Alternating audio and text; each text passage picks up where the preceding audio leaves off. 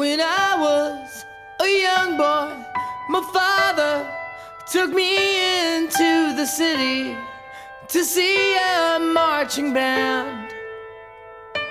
He said, son, when you grow up, would you be the savior of the broken, the beaten and the damned?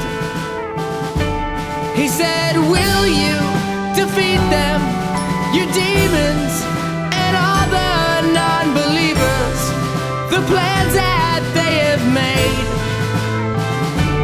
Because one day I'll leave you a phantom to lead you in the summer to join the Black Parade.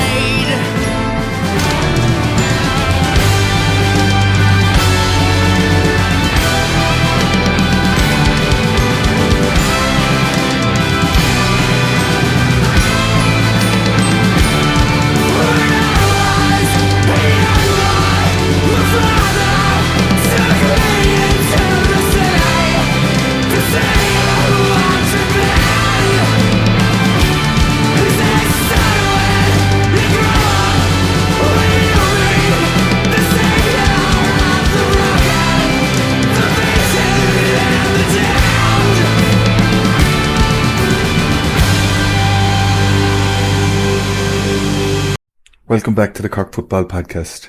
What a weekend and what a result. Sorry, no, the voice is a bit croaky, but I just wanted to get the podcast done. I was looking forward to doing it. It's hard to describe the emotional high that happened up there. It was, I was talking to a few people Sunday night, last night, after coming back, and just describing the experience. And the only way I could articulate it was that I said it was like we went to the moon, we walked on it, and we returned to Earth. I never imagined or experienced such a collective energy between supporters and players. Those closing stages there and the time on the field after the game, it was just magical. I suppose we knew going up we had a chance, but and especially if we performed, I think they learned a lot from Killarney, and that was a performance like that. If they had their time over again, I think that they would have gone for in Killarney.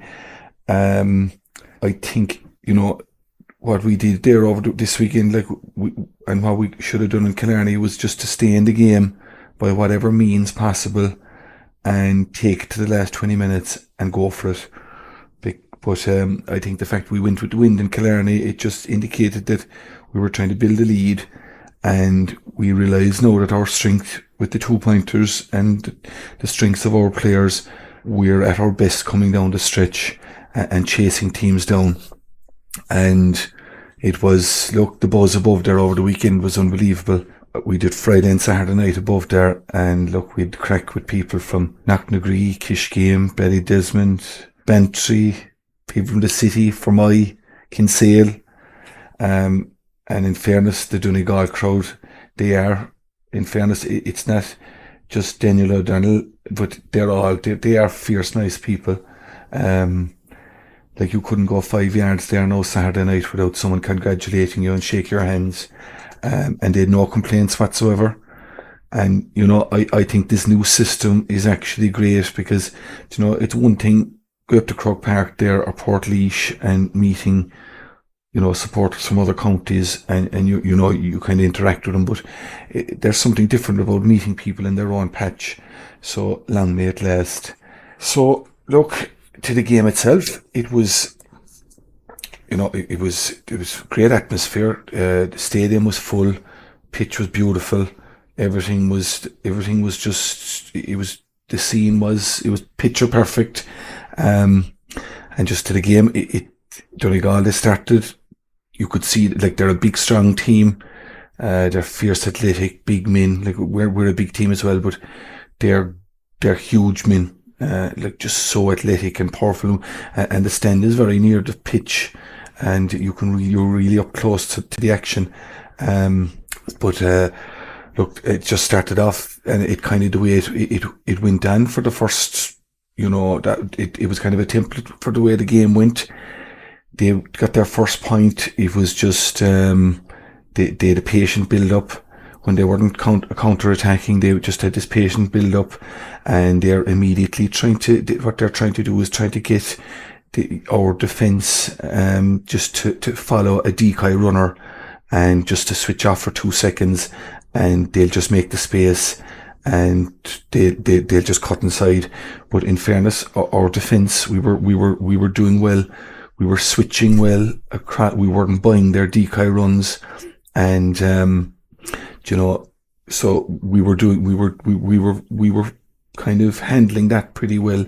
But then, we'd do it for so long, and the next thing they'd engineer an opening, and in a flash they're in, and once they were within 30 yards, they were just pinging shots.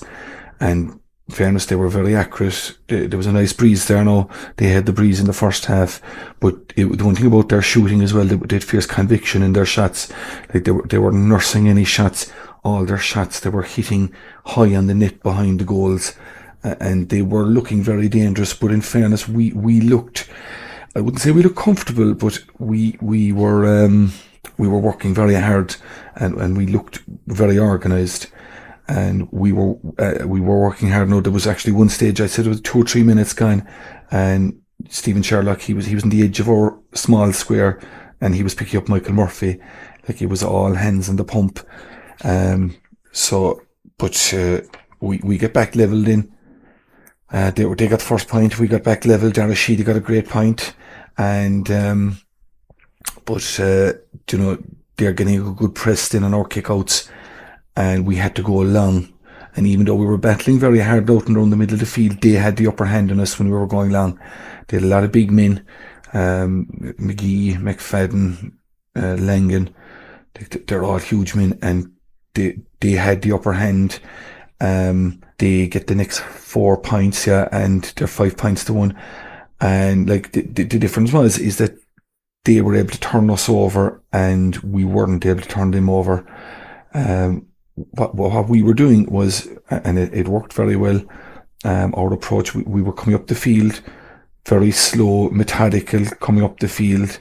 Once we'd get up to about, the halfway line, the 2-point arc, we were doing a lot of cross-field kicks, long periods of just holding possession, not really interested in penetrating or even looking to do so.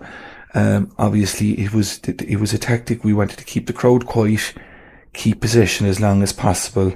But what we were also doing then is we were putting a lot of bodies inside their 21 and all across the 21, even out into the corners. And what that was doing, it was kind of pinning the Donegal defenders back inside, and they didn't have the numbers to come out then and pressurise us outside. We had, like, it was real hard work for us then outside. It was like you, Brian O'Driscoll, Ian Maguire, Sean Welsh, Sean McDonnell, Paul Welsh, Luke Fahey. It was, they'd be involved in the initial phase of holding possession, and that would go on we look comfortable, but it'd go on for ages. Then you had Chris Ogue, Sherlock, Mark Cronin, Darragh, they were coming out, they were nearly doing it in shifts, coming out, holding possession, going back in, take your rest. They were even switching on the halfway line. I'd see one stage there, I saw Shanley and Sherlock switched on the halfway line. Shanley came up and did a kind of a shift above, holding possession, and the plan was and it did work, not to let Donegal have the ball, because once they had the ball, they were very dangerous, and it was nearly a certain score when they had the ball. They were coming down, and when we were trying to penetrate, then after a stint of this, I suppose you eventually get sucked into a situation where you have to kind of go for a score, or try and hit make a hand pass to put a man through, and we were getting turned over, and they were breaking unbelievably fast in the counter attack, and we had a lot of bodies up high up in the field. But in fairness to our boys, we were flooding back with them, and especially the likes of Mark Cronin and Chris Ogue. Like, they were chasing back into our defence, and but look, Donegal were still picking off the scores, And even though we looked defensively solid, they weren't overrunning us and they weren't going to town on us. They got in for a goal chance, all right, with Gallen. And, Patrick Doyle made a good save. But by no means were we hanging on for dear life. They were picking off their points. You would say that the points they were taking were with relative ease. Once they made an opening, like they were getting the point easily. But and we just couldn't turn them over. And we weren't then. We were getting no energy off turnovers, whereas they were getting the energy off of us, and that was kind of the tail of the first half, really. But our kickouts then, it was, I think we had a long kick out. Sean Welch had a very good one great position from a kick out, caught it clean, which was great for him, like to get that start, because that has been an issue for him, and he caught it clean, and we worked. Sherlock got a 2-pointer, great 2-pointer against the breeze. He had no room, went for it and got it, and we were back to 5-3, which was a great, it just, we were only back within 2 points again, and but Donegal got the next 2 points. Mark Cronin hit a wide, but we're doing fine. I was kind of saying to myself, look, if we can hold this now to 4, 5, 6 points by half time, we'll be fine. And we started to have a bit of joy in with our shot kick out, even though Donegal's press, it was suffocating at times, especially for the mid-range kickouts. But we started going then for, they were kind of high risk to the kind of the D, and we seemed to be able to getting them ones away. We didn't do any of the sideline overload kickouts. I suppose realistically, they knew Donegal would have that they had their homework done on that, and maybe that's why we didn't go for it. But and it was actually from one of those short kind of kickouts to the edge of the D that Daniel O'Mahony got caught for. He gathered the ball. He wasn't under any pressure gathering the ball. I think it was a combination of him losing his footing and just Murphy, just the proximity of Murphy. I think someone was saying that the pitch was kind of, the new surface was kind of tricky, and Murphy pounced, and it's 1-7 to 3 points. Didn't deserve that, our defensive display. We didn't deserve to concede the goal, but look, it happened, and then we were rattled for about 2 minutes after that. They could have got another goal, and the only reason they could have got the other goal is because we were rattled from what happened with the first goal. But we steadied the ship again and started working our system again, and things started to settle for us. Sherlock got another 2-pointer from a free, and we're doing fine. We win a scoreable free then in close on the 21, just perfect for Mark Cronin on the edge of the D, and he missed it, and it was kind of a bad miss. Donegal then started to have a few misses coming up to half time, but I thought, look, 5 points was a fair reflection on the first half. They probably missed a few chances that they would have scored, they should have scored, but the goal, they didn't deserve to get the goal. So it kind of 5 points was a fair reflection, I thought. We could have had a goal at the end of the first half. Look, it was, I didn't, we were a long ways away from it, but I thought we should have just fisted it over the bar coming up to half time. But anyway, seemingly it was a very good chance. Look, at half time then, I was on to the crowd at home, and the word from home was kind of like that, according to the radio, that we were in trouble and that we weren't playing well and kind of lucky to be in it, and that things were kind of looking ominous. And I didn't see it that way at all, and that's why I did that kind of the half-time video report in on Twitter, because I just felt that wasn't the case. I thought the breeze was strong. I thought we were playing well, especially in defence. What we were doing wasn't pretty, but I really did feel that I expected us to be in this game going down the track, coming down to the end of it. I was confident enough that we were going to have a big second half, especially with the breeze, and like the fact that we had been come back against Meath, that we'd have taken great kind of, belief from that. So I knew we were still in that game. The second half, look, we were defensively, we were still very, very solid. Pile of concentration required in what we were doing. Our defenders, like you could see them, they were swapping and switching to cover runners, and it was just, you couldn't switch off for a millisecond, and Donegal were in. Donegal get the first point. It was like the same thing again. Then we had two kind of weak efforts at goal, for shots. I think Mark Cronin had one for a point and Boyna Jiskill another one for a 2-pointer. And what we were doing, we were sacrificing conviction in our shots for accuracy. I think both of them went to the keeper's hands. Donegal weren't doing that in the first half when they had that breeze. When they were kicking, they were kicking to put the ball nearly. It was conviction in the shot, and as I said, it was hitting high on the net behind the goal. We didn't do that at the start. Sean McDonald then got a great point, and that brought us 1-8 to 6 points. But we are playing more direct. We're not doing the slow build up anymore. We seem to be going for it a bit more. We're creating a couple of overlaps, and any sniff we were going for it. Sean Welsh we got on the end of a good move down the right hand side in on the 21, and he's not a shooter, but in the position he was in, he should have clipped it, gone for a score, and just went for it, even if it went wide. Like, he was isolated. If it went wide, you start again, but he gets turned over, and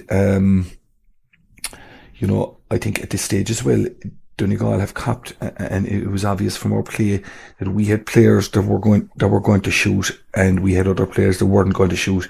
I think Donegal knew it, and we did have a few moments and a few occasions that we were in shooting range. We're not pulling the trigger because the right men hadn't the ball, but Donegal stretched it out then to 7 points, 1-10 to 6 points, and then the turning point in the game kind of came. Murphy, he fouled Dara Sheedy, and kind of a late tackle, and looking at it, we didn't know what happened. Sheedy went down, and everyone thought that Murphy had done something, and our players kind of reacted and felt something had happened. And I suppose you kind of the dynamic of, like, it was the old bully, and he was picking on our little garçon, and things kind of kicked off a bit, and there was handbags. There was kind of 2 boats of handbags. They were laying into Murphy, and the linesman and the ref, I don't think they saw anything, but they suspected something went on, and Murphy gets the yellow. And I suppose that's kind of a build up of, what happened below in Killarney between themselves and Kerry, and what happened in the league final, and I'd say he was kind of paying for that as well. And in fairness, that incident happened right in front of our dugout.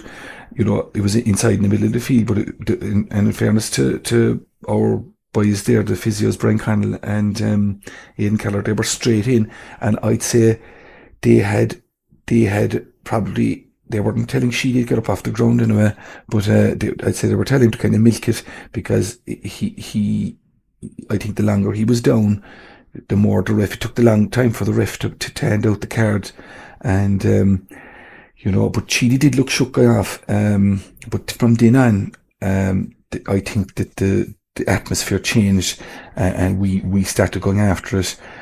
Sherlock gets a 2-point free, and I think anything that was going in from the ref, we started to get it. Michael Murphy, then he was involved in another tussle with Sean Meehan. Didn't see that. From what Tommy Welch was incensed, he was over to the linesman, and things started getting kind of tasty. Dean was in for Sheedy, and he started motoring. Dean was everywhere from then on, and things were kind of, started getting frantic. It was, the whole thing kind of just flipped from kind of a very structured, kind of game, like, and then it all got a bit frantic. It was still kind of backs to the wall, but the turnover started happening, and we started getting the turnovers and breaking up the field. Great pace in our when we were breaking out. I think there was one shown there on the television last night. I never saw Ian Maguire to move the way like he did. He did. We were going for it. Like there was another key moment in front of our dugout. I'd say, like you were talking about, on the 45 and the 65, over near the sideline, Sean Welch, he was isolated in possession, and like it looked a definite turnover, and it was inside our half, and he looked like he was going to get swallowed up by 4 or 5 Donegal fellas. He didn't panic, just pure determination, didn't give up on it, and he gets the pass away, and we break out, and Corbett scores, 4-point game. And, I think we could kind of started to smell it then. But, and I think the Cork supporters, they could kind of, we could sense something, and, but Donegal come back and they stretched out to 5 points again. Then there's, Conor O'Donnell. He is kind of half blocked down. He's going for a score, and the ball drops kind of on, I suppose it was on our 21, right in front of the goals, and Maguire goes up bravely. And he knows going up that he's probably going to get poleaxed, and he does. He gets turned upside down after gathering the ball, and but he does claim it, and he wins a free. And I think that was a big moment as well. We go down then, and we win a 45 from a long ball into the square. I think their goalkeeper fumbles it, and Sherlock nails the 45. Maguire then gets a great point, and we're just going for it. And look, I think it was a case of, he wouldn't have kicked that in the first half, even if we had the wind. I think we were just going for it, and we'd it back to 3 points then at that stage. And the Cork supporters, like, were starting to make a bit of noise then, like up to then. We were kind of tapping away and just maybe shouting in the odd bit of encouragement, but now we're on our feet, like, and we were so spread out from each other as well that, when we started standing up and roaring, like, you were fist pumping into another Cork fella, and he might have been 20 or 30 yards away from you, like, and so I was just, my notes then, I finished taking notes that stage, threw the book away, because it was absolute mayhem after that, like, and the Donegal crowd, they can't believe it, and you could sense them around it, like they were just flabbergasted, and I'd say both players and supporters, because we had them on the run. And we had a great goal chance as well. Brian O'Driscoll should have squared it to Chris Ogue. I think the fact that he got the goal in Killarney, I'd say all he had in his head was to go for goal. And otherwise, I'd say he would have had the presence of mind to look up, because if he had seen Chris Ogue, like, it was 100% certain goal.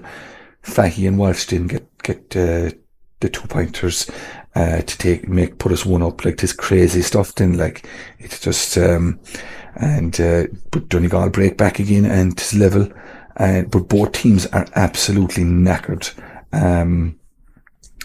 Like, you could see players like that when like, say, the ball was down in our end, or say we were attacking, and maybe whoever was back, like, they were out on their feet.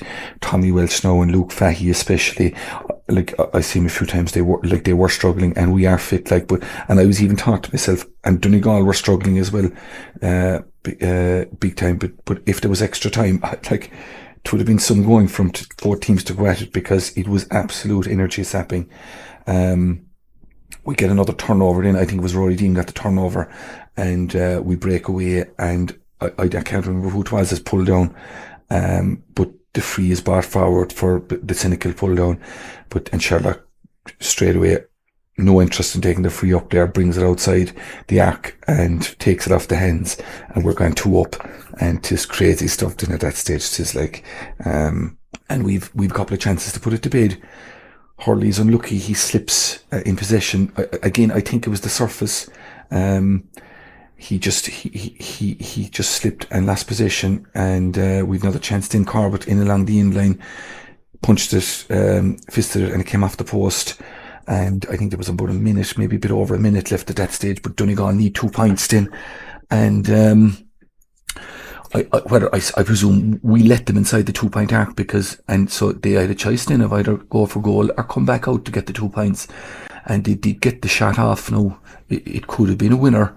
It was close enough, like it just barely shaved the crossbar. If it was a bit lower or a bit to the left or the right, it would have been awful. But so they get a point, and there's 8 seconds left on the clock, and it's absolute ecstasy. And there was a man from Ballygarvan in front of me, Tygo Leary, and there was tears, there was hugs. It was absolute magic. And on the field in after, like it was very special. I'm following them now 45 years, and it was the pinnacle of it. Look, I've seen All Irelands, and it was more relief after them All Irelands that we won. But Saturday, it was a complete performance of a plan that they had going up to stay in the game and to go for it when the chance arose. And I think tactically they got it right. We killed the crowd. It wasn't pretty, but we've had plenty of practice over the years of going back and forth across the field, and it was great to put all that practice into good use Saturday. And I think we actually, Jimmy McGuinness, the work rate of the players, the 20 that played, it was unbelievable. It was phenomenal. You'd actually have to see it. They work so hard. Our defence, they were so connected mentally. I was trying to describe it. It was like, when you'd see a flock of starlings there in the sky and the way they move in unison, it was like that. Now, we were just so connected mentally, and everyone was just backing each other and knew what to do. We were switching. When one fellow wasn't just saying, I'm gonna track my man now and let you look after yours. Everyone was working for each other, and we were switching as well from letting the 3 men back, getting the 3 men up. We were switching that as well, so everyone was getting a breather. And men, like they really stepped up to the plate when it was in the melting pot all through the game, but really when it was in the melting pot, they really stepped up. Very hard to pick out individuals. I couldn't, because they were all excellent. Doyle his kickouts were excellent. He'd one save to make, he made it. The backs, it was just collectively, they were so good. As I said, you actually couldn't pick any one of them out. You around the middle, then you had, I suppose, around the middle, you had Maguire, Sean Welch, Paul Welch, Brian O'Driscoll, absolute Trojan stuff, especially when we were in possession, because they were the main kind of, they were kind of the framework of that when we were holding possession. And they were unbelievable. The boys, they fought hard in the middle of the field and what they're calling now this piggery stuff. They did. Dara Sheedy made a massive difference. He has a knack of drawing men into him and then just getting out of trouble, and he leaves them behind him then, and he's creating space like that. Got a great point at the start. Took it on and took his score. He had a huge game out around the middle of the field and just working out of defence from our half-back line. Sean McDonald as well, he was kind of doing the same role as Sheedy. It was his best game of the year, I thought. He handled a pile of ball, very composed on the ball, and I think our game plan suited him, because he's very good on the ball, and that's what we needed on Saturday. Sherlock again, he was unbelievable. That the 2-pointer he got in the first half to bring us from 5-1 to 5-3 against a fairly strong breeze. He'd very little room and went for it, and brought the 2-pointer out in from when we got the free, and his defensive work was unbelievable. And we all know his strengths and his weaknesses, but the fact that he does so much work now defensively is that there is no doubt about it. He has brought that to his game, and it has transformed him as a player. Mark Cronin and himself, I think Cronin missed a very easy free, and I think Charlotte missed a free as well that he'd probably be disappointed with, but they work very hard in defence, Mark Cronin as well, and Chris Og didn't. Chris Og didn't score, but I thought he was excellent, because he was always an option during our periods of possession. Worked really hard in them periods, and he was working really hard in on Donegal's counter-attacks. He seemed to be always the fella when Donegal were breaking it. He seemed to be the fella was just doing enough around the middle of the field just to slow them down. And what it was doing, it was the difference of turning their counter-attacks, taking the goal threat out of it, because we had a pile of numbers up the field, and Chris Og and Cronin, they were the two boys that seemed to be slowing it down in the middle of the field and just getting the body in, and it was just giving our boys enough time to get back. It was a pity that Brian O'Driscoll, he deserved that goal at the end, Chris Og, and I think that they had someone said that they had a celebration. If Chris Og scored a goal, he was going to do that aeroplane celebration. So it's a pity he didn't get it, because he did deserve it. His work rate was unbelievable, and the subs that came in as well, they were excellent. Like Dean was unbelievable. He came in, turned over ball, carried ball out of defence. Jacob O'Driscoll came in, his first championship debut, straight in onto Michael Murphy. Like that was some baptism. And he was involved in the turnover that led to Tommy Welch's 2-pointer.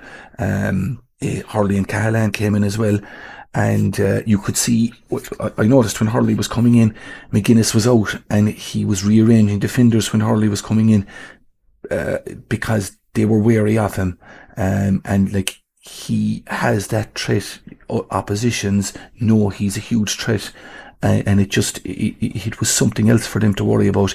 And Cahalane as well, he had 2 big interventions around the middle of the field when things were kind of frantic there, and it was gas actually, when the Cahalane and Hurley, when they were waiting to come on for a break in play, they were in front of us there, and I never saw 2 fellas so bursting to get onto the field, like they were hopping. I suppose when you'd see something so heroic inside going on, like, you just want to get into it. Like, it was, they were bursting to get in. But for me, Corbett was the difference. Donegal couldn't handle his movement, because he was a threat inside and he was a threat outside, because he just moved so well and so smoothly.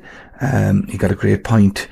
He was unlucky with the one that came off the post, but I thought he was the difference. He's very slick. And they didn't know what to do with him. He was creating space for himself. He seemed to have loads of time on the ball. So it was great to see him coming good, because he's had a lot of injuries and stuff like that, and he's going to be huge for us. So that's kind of the run of the game, I suppose. Look, as my the other podcaster, that my colleague on the hurling podcast, the way he describes it, the work guns. So what I would say is, I suppose I'd be slightly disappointed with our long kickouts. We struggled with them. They had big men out the middle of the field, but we got isolated a few times and outnumbered on our own kick out. But it did improve as the game went on.